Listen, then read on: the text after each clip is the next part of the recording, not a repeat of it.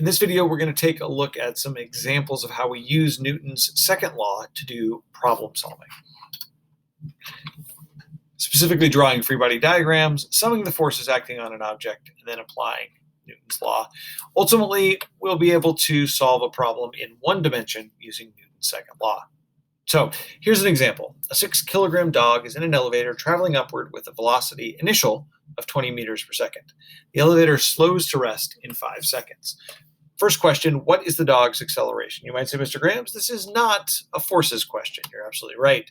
We're starting with a kinematics question, right? What is the acceleration? Well, change in velocity over time gives us acceleration.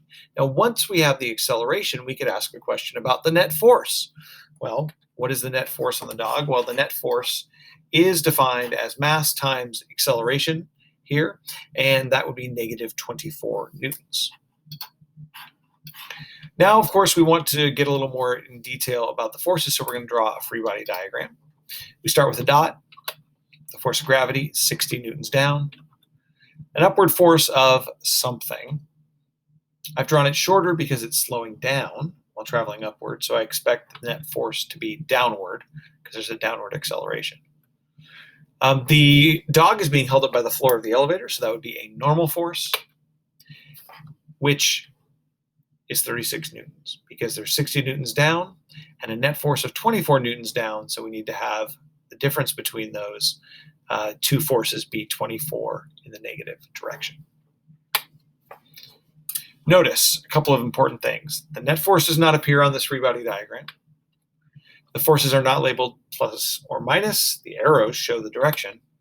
And we don't mess with gravity. Gravity is the force that the Earth is pulling on the object, which is equal to the mass of the object times the acceleration due to gravity, little g. We cannot change that value. The other forces could be whatever they need to be. The normal force in this case is 36 newtons. The force of gravity has to be 60 newtons. So how does the dog feel? This is an interesting question. Heavier, lighter, normal? You might say, well, the dog weighs the same amount, always. The force of gravity is always the same. But what we perceive as our weight is not actually based on the force of gravity. If you've ever been on a roller coaster and gone down a hill, it's not like your weight changed. It's not like the Earth was pulling on you at a different rate. Or if you've ever been in an elevator, you've probably felt this as it started up and stopped. What actually is happening is that the normal force, what we experience as being related to our weight, is what we think of. And so if the ground is pushing up on us with a force equal to our weight, we sort of feel quote unquote normal. And so if you're accelerating in a negative direction, meaning the normal force is smaller than what it would be if you were standing still on a flat surface with no acceleration, you would feel lighter. What if the dog accelerates up at 4 meters per second squared? Well, we can do the same thing. The net force is now positive 24 newtons. We can draw our free body diagram again. Force of gravity is still 60. Again, we don't mess with gravity. But now the normal force is the bigger force, and it ends up being equal to 84 newtons to have a net force of 24 newtons. How does the dog feel now? Well, if the normal force, or the apparent weight, as we sometimes call it, is bigger than what it would be on a flat, non-accelerating surface, we would say the dog feels heavier. So how do we get our solution? Well, if we have a free body diagram that looks like this, normal force of 70 newtons, force of gravity of 60 newtons, we start by stating the law. The net force equals the mass times the acceleration, Newton's second law. We're going to write it down in terms of the actual forces.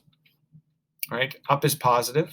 So the normal force minus the force of gravity equals ma. Notice the signs are applied at this point, giving us the direction for one dimension. We solve for the unknown. Acceleration is normal force minus force of gravity divided by the mass, which gives us about positive 1.7 meters per second squared. So that's it. All right.